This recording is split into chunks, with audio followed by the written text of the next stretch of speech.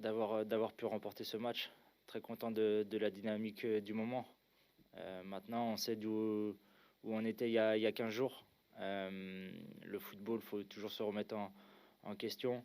Et, et voilà, cette victoire, elle nous fait du bien. On savoure, mais demain, il y a un match. Il y a un match contre Nantes qui a besoin de points.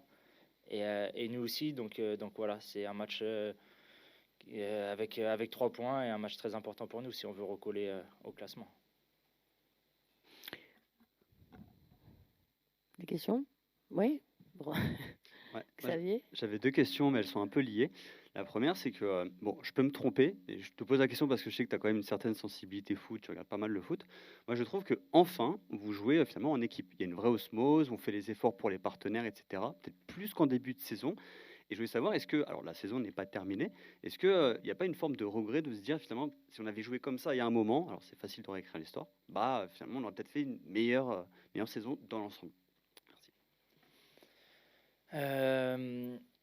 On essaye chaque match. C'est sûr qu'aujourd'hui, ça nous sourit plus, ça se voit plus parce que on gagne les matchs, on gagne avec des scores, avec des beaux scores. Donc voilà, je pense que pour vous, ça vous parle un peu plus. Maintenant, nous, depuis le début du championnat, on essaye de faire le maximum. Ça nous sourit plus aujourd'hui. Et voilà, faut continuer sur cette dynamique-là. Stan? Oui, bonjour Jordan. Tu as marqué jeudi. On sait, tu l'as montré à la Roma et même ici, que tu avais toujours 6, 7, 10 buts un peu dans les pieds ou dans la tête par saison. Est-ce que tu te sens une responsabilité un peu particulière de ce point de vue-là? On sait que c'est une équipe où les milieux de terrain marquent pas énormément de buts cette saison en tout cas. Est-ce que tu as cette envie-là, toi, de faire tomber encore quelques buts d'ici la fin de saison? Bien sûr, on a envie de marquer, d'aider l'équipe, même de faire des passes décisives. Ça fait partie de notre rôle aussi, d'apporter offensivement. Et voilà, faut continuer, faut bosser. Après, faut pas se mettre dans la tête qu'on va marquer chaque match. Ça vient dans le jeu. Et comme en ce moment le jeu est fluide, c'est plus facile d'aller vers l'avant et être dans les zones de vérité. Romain? Tu as connu, je reviens sur le côté Coupe d'Europe, tu as connu forcément la victoire avec l'AS Roma. Et j'avais vu une interview de toi où tu expliquais que le public avait joué un rôle prépondérant parce qu'en suivant l'épopée, le stade était plein et c'était plein aussi en championnat. Est-ce que j'espère que ça soit un peu le même cas à Marseille, c'est-à-dire que voilà, ce petit nuage dont je parlais tout à l'heure ramène tout le monde au stade pour le championnat, comme tu disais, mais aussi pour les matchs de Coupe d'Europe?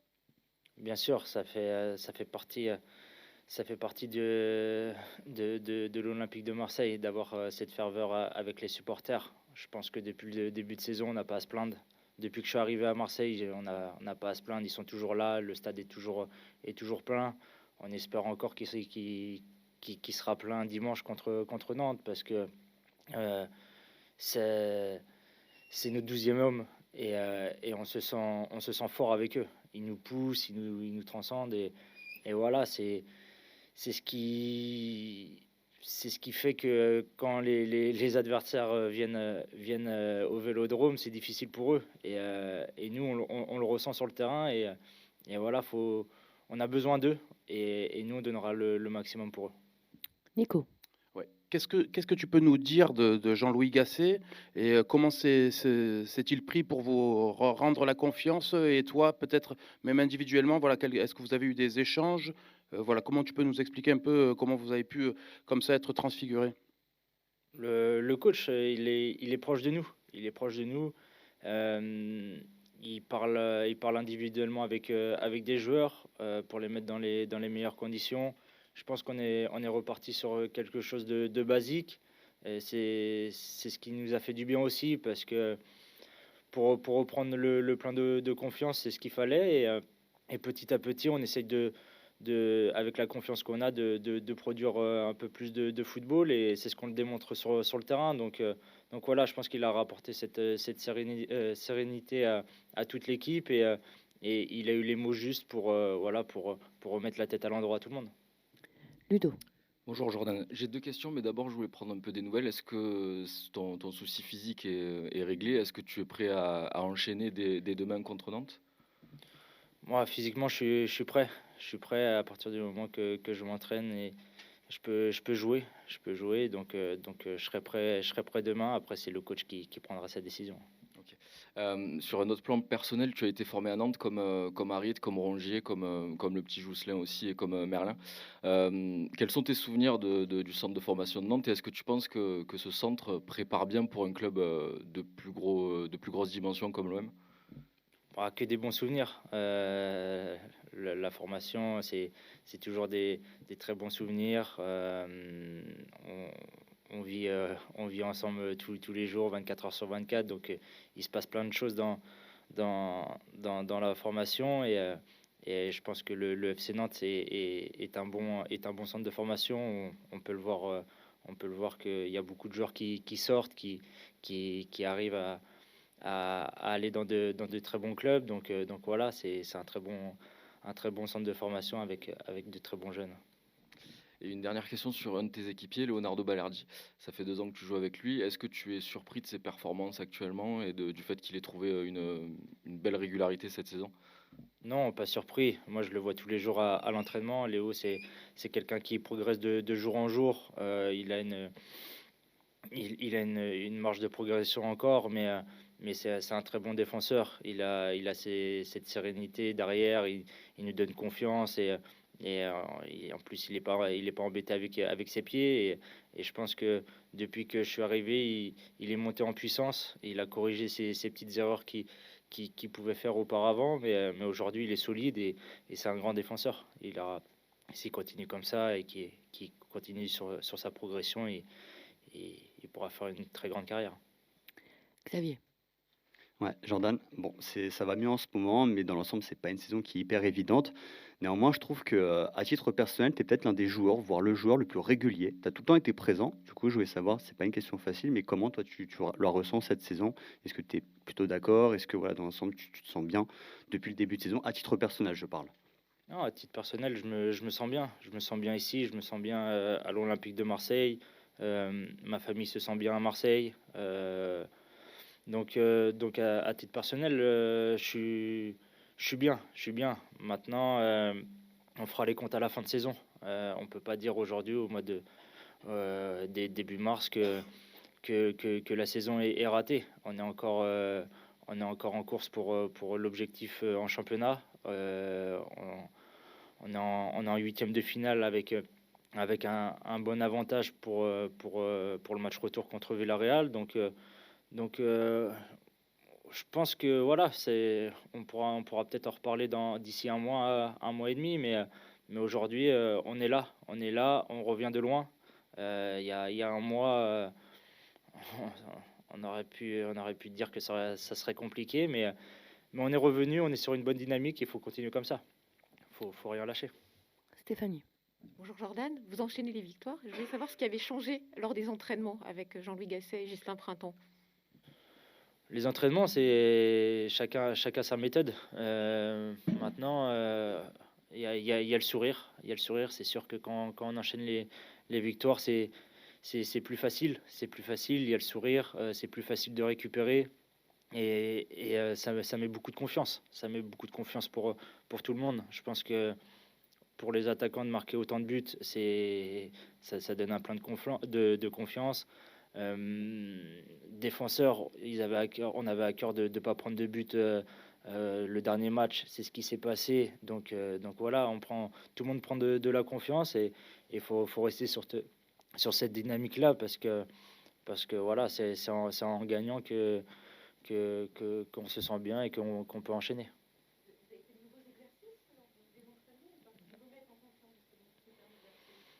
Oui, bah, chaque coach a sa méthode. C'est sûr que le coach nous fait travailler les lacunes qu'on aurait pu avoir auparavant.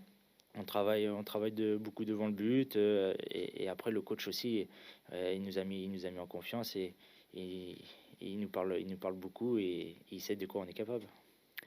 Xavier. Ouais, bah justement, avec ces victoires, on est vite passé à autre chose. Mais est-ce que ça serait possible d'avoir néanmoins un petit mot sur Gennaro Gattuso? Parce qu'on a l'impression que le vestiaire, ça se passait bien avec lui. Il y avait une bonne communication, une bonne osmose, mais les résultats ne suivaient pas. Du coup, voilà, comment tu l'expliques par rapport à cette période avec Gattuso? Oui, le coach, déjà je le remercie. Avant d'être un grand entraîneur, c'est un grand homme. Dans le vestiaire, il passait avec tout le monde. Il était proche de nous. Je pense que tout l'Olympique de Marseille pourra pas dire le contraire. C'est sûr que ça fait mal parce que nous, on est les acteurs. Si aujourd'hui il est parti, c'est nous les premiers responsables. C'est nous qui sommes sur le terrain. C'est nous qui arrivons pas à gagner. Maintenant, le football, c'est comme ça. C'est comme ça quand il n'y a pas de résultats, c'est compliqué.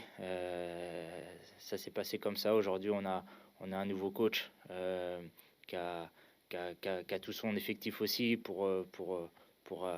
voilà, parce que on peut le dire, les joueurs qui sont partis à la CAN, ça fait mal. Il y a eu beaucoup de blessés aussi. Donc voilà, c'était un tout qui a été contre lui.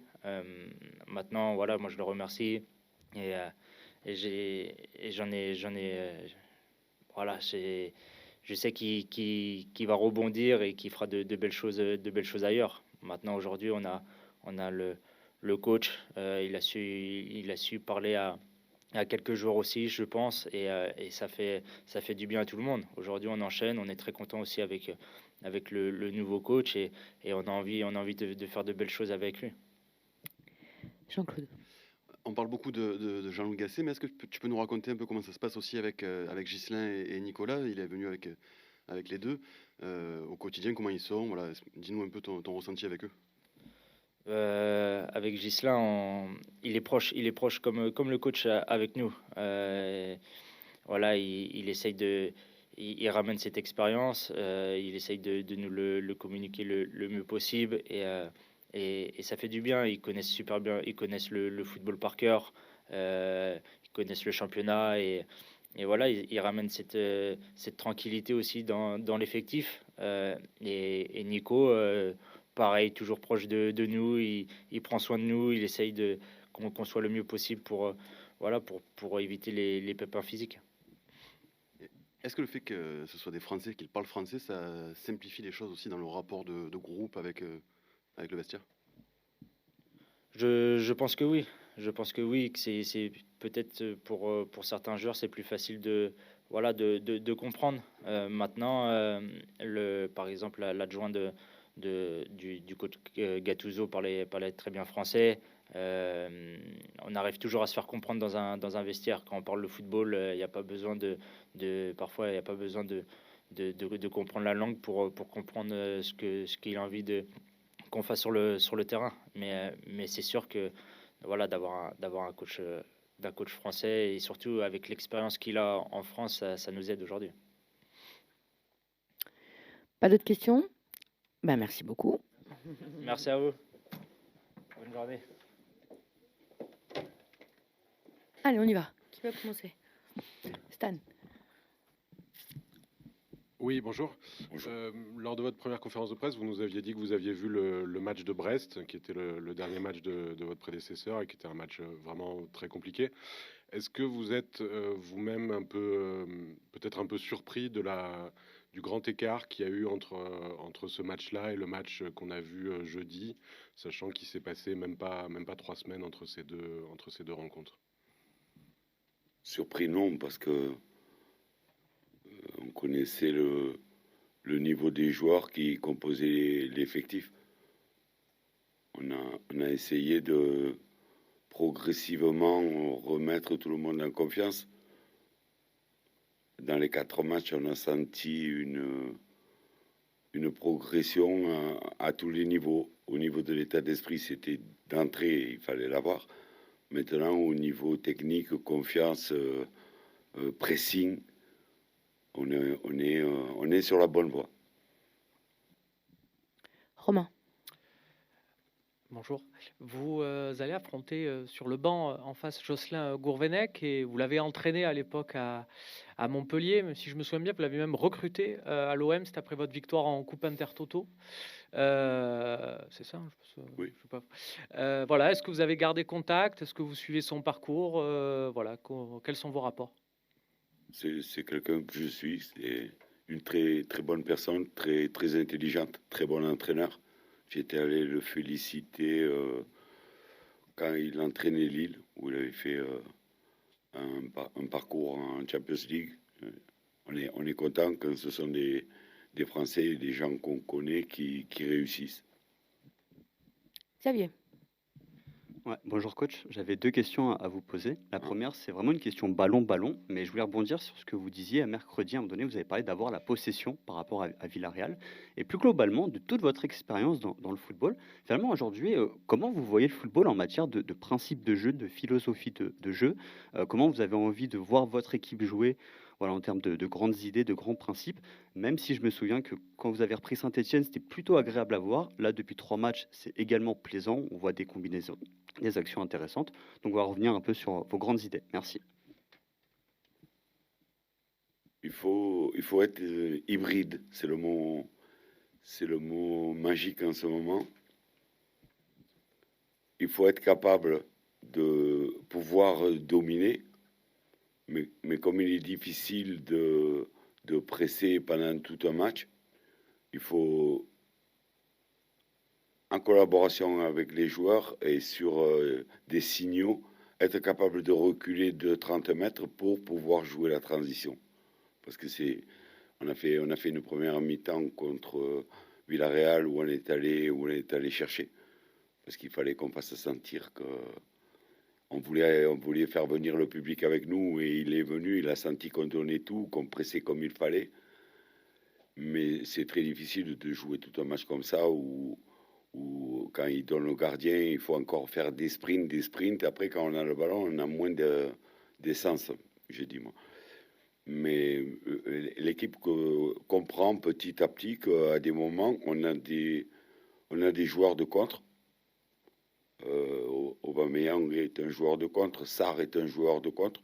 Donc ça ne nous dérange pas de temps en temps de faire le hérisson, d'être demi-terrain, d'attendre, on récupère, mais là, c'est une connaissance du groupe et l'entraîneur, savoir toutes les possibilités tactiques qu'il y a. Mais nous, on est capable de ça, parce qu'on a des attaquants qui peuvent être dominateurs, mais on a aussi des attaquants qui peuvent être dans la transition.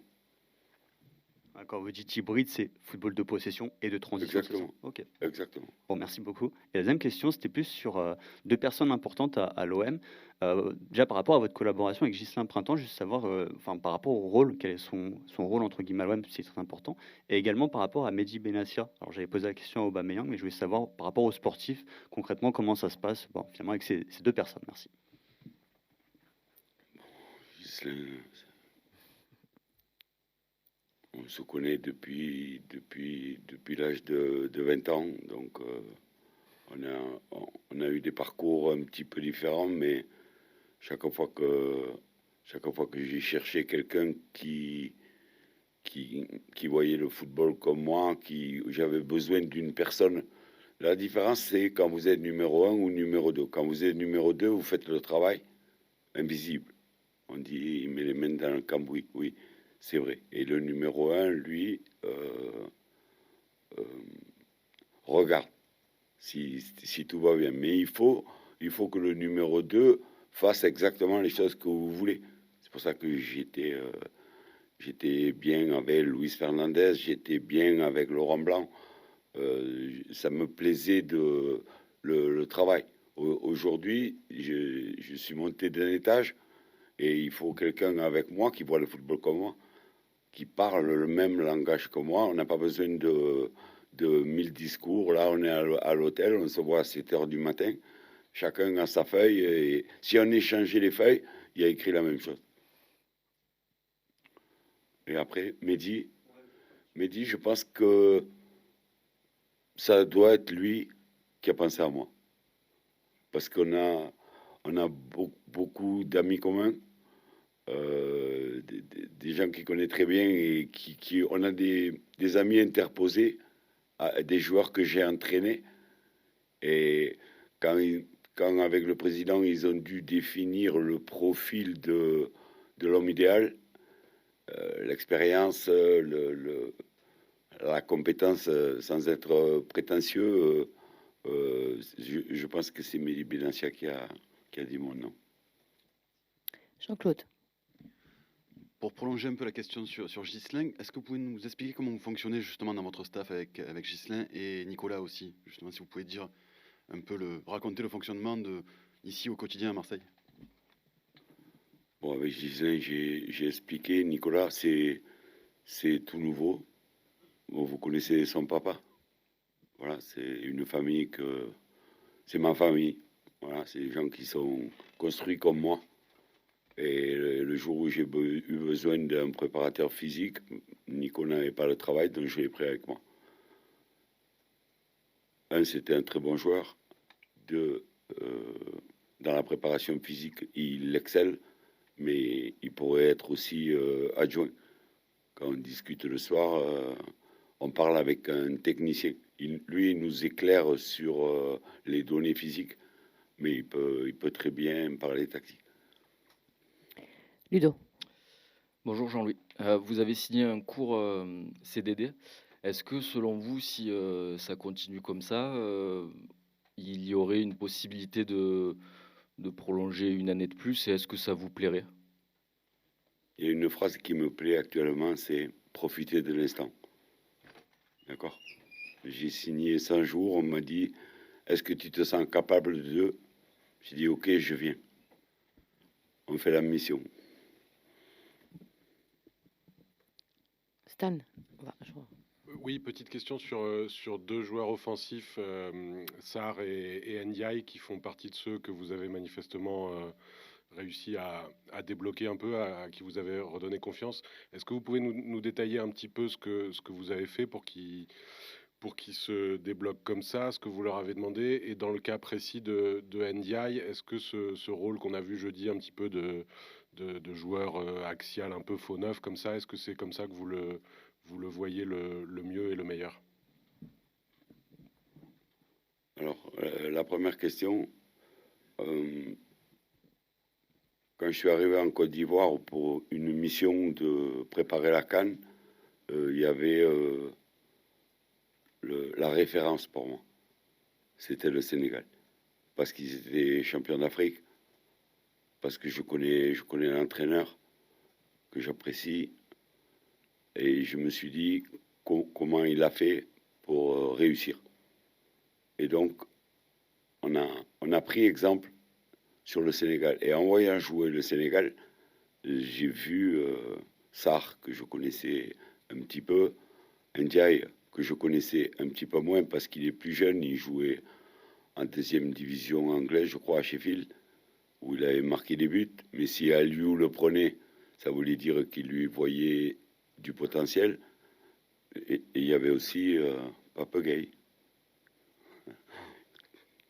que j'aime beaucoup. Voilà, donc ce sont des joueurs que nous avons scrutés déjà. On regardait comment jouait le Sénégal pour dire c'est l'exemple à suivre pour réussir avec la Côte d'Ivoire. La deuxième, c'était quoi?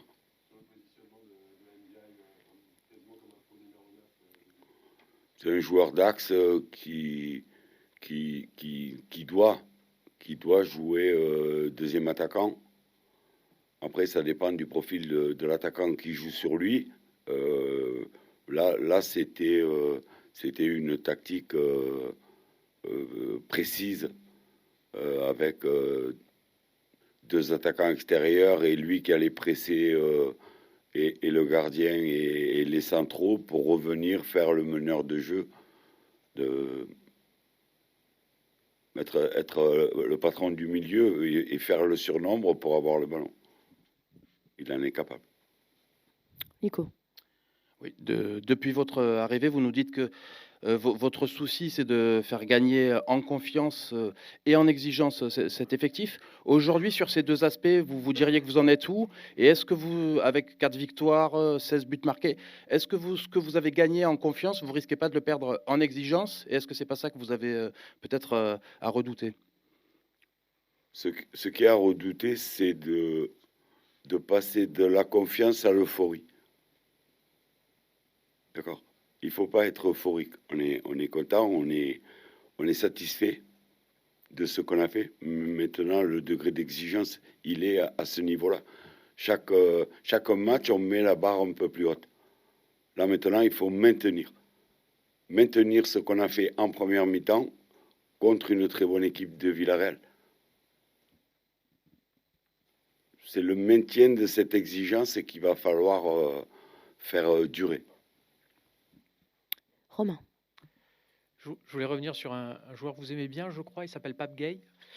À Marseille pendant quelques saisons.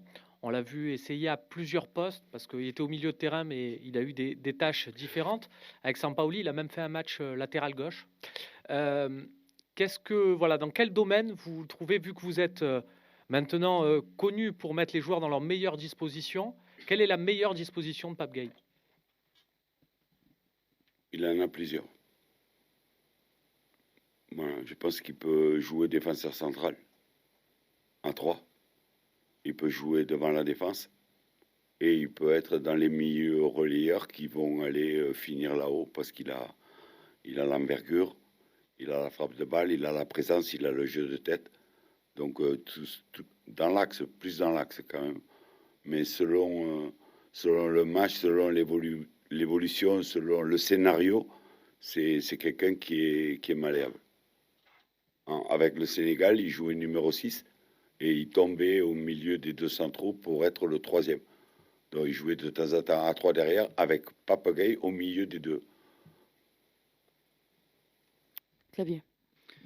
Ouais, coach, une petite question un peu plus personnelle et un petit peu plus décalée. Mais c'est vrai que je vous regardais jeudi et sur votre banc de touche, vous êtes souvent les bras croisés à regarder calmement la rencontre. Et avant votre passage, on avait eu des entraîneurs qui étaient un peu tout l'inverse. Sampaoli qui courait partout, Igor Tudor qui était très énergique. Du coup, je vais très simplement savoir comment vous vivez, vous, les matchs. Est-ce que vous estimez que ça sert à rien de crier, entre guillemets, dans tous les sens, plutôt rester calme et transmettre de la sérénité à vos joueurs? Il n'y a pas de profil type. D'accord? Chacun a sa personnalité et chacun le vit comme il doit le vivre. Bien sûr qu'à l'intérieur, ça bouillonne pareil, mais on s'exprime comme ça. Il me semble que si les joueurs voient quelqu'un de serein, je pense que ça leur donne confiance. Ludo. Deux petites questions. La première sur l'un de vos joueurs, Leonardo Balerdi. Quelle image vous aviez de lui avant de venir à l'OM et quel joueur avez-vous découvert sur les séances d'entraînement et lors des 4 matchs que vous avez dirigés? Que du bien. Je pense que du bien. L'homme, c'est un Argentin, un guerrier. Après, il jouait dans une défense à 3 en étant droitier. C'est le désavantagé des 3. Je trouve qu'il a progressé. Il est fort au duel. Il va vite. Il est bon de la tête. Il a de temps en temps quelques petites absences. Comme sur la balle à la mi-temps où Villarreal décide de jouer long. Il apprécie pas bien la trajectoire. Et penalty, pas penalty. Et ça change peut-être le match. C'est tous ces petits détails qu'il doit régler. Mais à 25 ans, jouer comme il joue à l'Olympique de Marseille, il a un très bel avenir, je pense. Une question sur votre adversaire du week-end, Nantes. Il y a 4 joueurs de l'OM formés à Nantes. Vous en avez vu lors des dernières décennies beaucoup de joueurs nantais se révéler. Qu'est-ce que vous pensez de leur centre de formation? Est-ce que vous pensez que leur formation prépare bien à des grands clubs comme l'OM? Je préfère parler de l'adversaire de demain plutôt que de la formation de Nantes. D'accord? Parce que j'ai l'impression que tout le monde va aller au stade décontracté.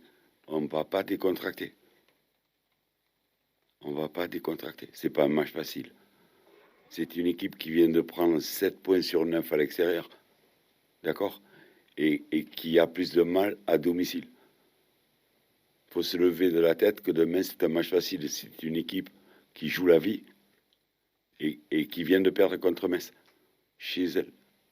Alors qu'à l'extérieur, c'est une équipe qui est difficile à manier et qui prend des points. Donc ça sera tout sauf un match facile demain. Je préviens tout le monde. Jean-Claude. Est-ce que vous pouvez nous faire un point, s'il vous plaît, sur l'état du groupe? Est-ce qu'il y a des absents? Où en est Gigot? Voilà, un petit point sur l'état des joueurs. Alors, Gigot, il commence à relever un petit peu l'épaule. Donc, parce que pendant un moment, le ligament était vraiment abîmé. Il lui fallait une attelle pour... il ne pouvait pas tendre le bras. Là, ça commence à aller mieux. Il a enlevé l'attelle. Il commence à vous toucher la main, alors qu'il ne pouvait pas le faire. Valentin Rogier, les nouvelles sont encourageantes, on dira. On espère une bonne surprise. Ça, c'est pour les blessés qui n'étaient pas dans le groupe en Coupe d'Europe. Pour demain, on a encore, suite au match, quelques petits bobos. On a fait une séance hier où c'était beaucoup de récupération. On a un ou deux joueurs qui sortiront pas ce matin, mais qui seront à la mise en place demain matin. Ce matin encore, ça va être... non. Vous le verrez. Vous le verrez. Romain. Une question un poil plus légère, du coup, si vous nous révélez pas le turnover, et on peut le comprendre. J'avais une question sur votre casquette, parce que ça devient un objet un peu culte. Il y a certains supporters qui l'achètent dans l'espoir de vous la faire signer. Donc le service du club, marketing du club, j'imagine, vous remercie. Mais est-ce que vous avez déjà me le dire. Est-ce que vous avez déjà eu des scènes comme ça, de manifestations de supporters, que ce soit avec ça ou autre chose? Mais vous avez parlé du fait d'être à l'hôtel avec Ghislain. Voilà, j'imagine vous croisez des Marseillais. Voilà, les interactions que vous avez pu avoir avec les supporters, que ce soit avec cette casquette ou autre? C'est en croisant les gens que je me dis restons confiants mais pas euphoriques. D'accord? Parce que il y a 15 jours que je suis là. Il vous semble que ça fait quelque temps, 15 jours. On a joué 4 matchs. Je connais la région, je connais le club. Restons les pieds sur terre. On sait que ce qu'on a fait, on est monté crescendo. On a fait notre meilleur match contre Villarreal. Mais ça suffit pas. Ça suffit pas. Il faut continuer. Et il faut continuer à empiler de la confiance et des résultats. Restons les pieds sur terre. Allez, on termine avec toi, Stéphanie. J'avais 2 questions. Je voulais savoir quel avait été l'apport du public dans la victoire contre Villarreal. Est-ce que vous en attendiez dimanche? Et la deuxième question, un peu plus légère aussi, quel était votre meilleur joueur de Uno dans l'équipe?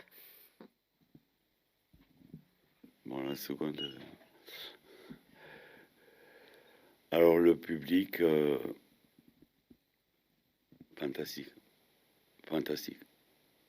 Même qu'il y ait une suspension de tribune, le fait de mettre ces gamins, les 3 tribunes ont fait pour 4.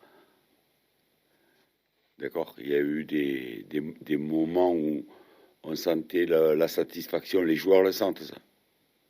Les joueurs sentent quand on fait plaisir aux gens, on a ce privilège dans la vie, c'est de rendre les gens heureux. Et là, ils étaient heureux. Et ça, il faut le maintenir. Dans la vie, le maintenir, c'est le plus difficile. Monter, on pouvait faire que ça, on était au plus bas. Donc, on a monté petit à petit. Aujourd'hui, on met des équations plus difficiles que celles qui étaient au début. Mais le public, il faut qu'il continue. Il faut qu'il continue. C'est pas qu'en Coupe d'Europe. C'est pas qu'en Coupe d'Europe. Demain, il faut qu'ils sachent qu'on est fatigué. Parce que émotionnellement, il fallait jouer 4 matchs en 12 jours dans ces conditions.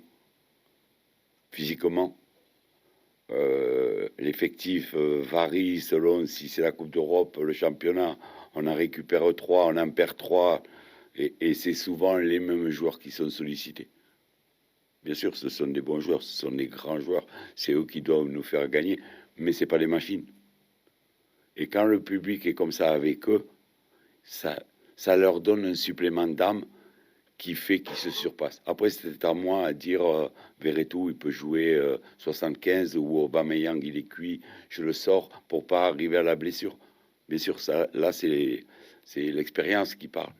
Mais avec un public comme ça, on ne peut que se surpasser. J'espère que demain, ça sera le même que jeudi soir. Qu'il ne pense pas, lui non plus, que le match est facile. On a besoin d'eux.